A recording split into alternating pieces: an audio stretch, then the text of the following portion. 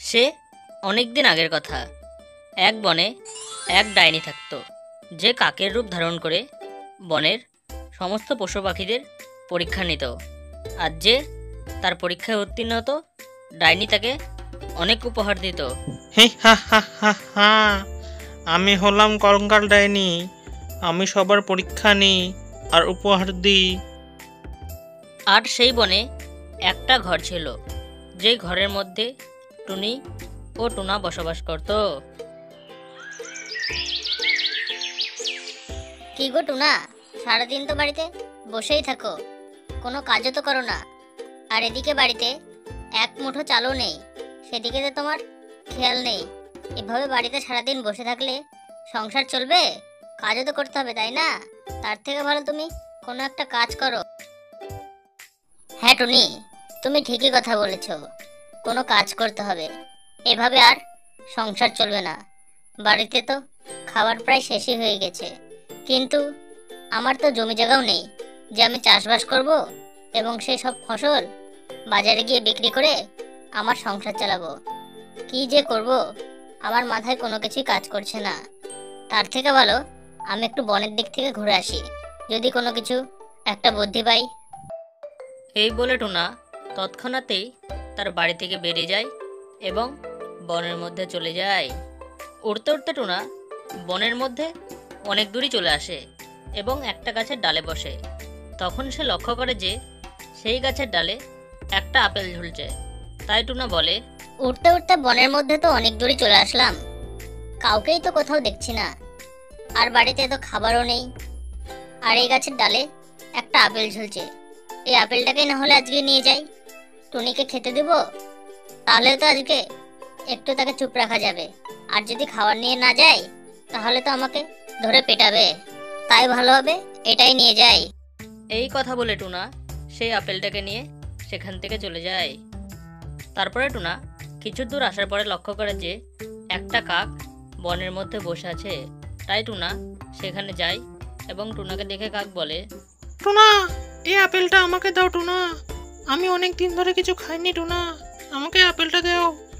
কি বললা কাক, তুমি না খেয়ে আছো আর আমার এই আপেলটা তুমি খাবা? কিন্তু আমার কাছে তো একটাই আপেল আছে, তাহলে তোমাকে দিই কি করে? কারণ যদি এই আপেল আমি বাড়িতে না নিয়ে যাই, তাহলে আমার স্ত্রী তো না খেয়ে থেকে যাবে। না টুনা, তুমি এই আপেলটা আমাকে দাও। তুমি যদি এই আপেলটা আমাকে না দাও, তাহলে আমি না খেয়ে মরে যাব। আমি 10 দিন ধরে কিছু খাইনি টুনা, তুমি আমাকে আপেলটা দাও। ঠিক আছে কাক, তুমি যখন এত করেই বলছো তুমি কোনো কিছু খাওনি, তাহলে আপেলটা নিয়ে নাও, আমি আমার স্ত্রীকে কোনো কিছু বুঝিয়ে দেবো। তখন সেই কাক টুনার উদারতা দেখে তার আসল রূপ ধারণ করে এবং টুনাকে বলে যে, টুনা, তুমি অতই ভালো যে নিজের আপেল না খেয়ে তুমি অন্য পশুর জন্য নিজের আপেলটা দিয়ে দিচ্ছ। তাই আমি তোমাকে একটা উপহার দিতে চাই।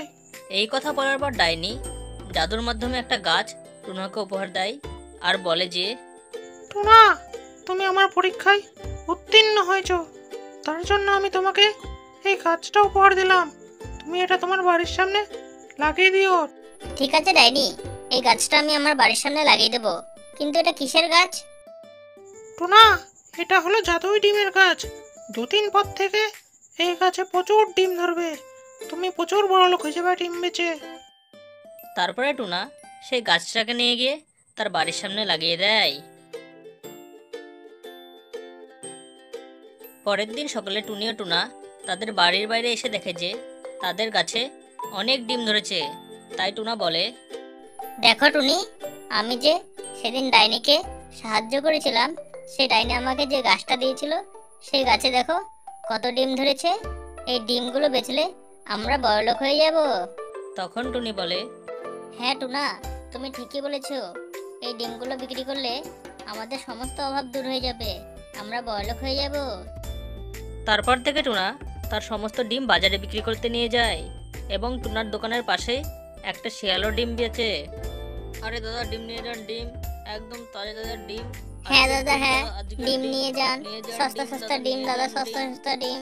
ডাইনি, তোমাকে অনেক ধন্যবাদ, তুমি আমাকে ডিম গাছ দিয়েছো, এই ডিম বেচে আমি অনেক লাভ পাচ্ছি।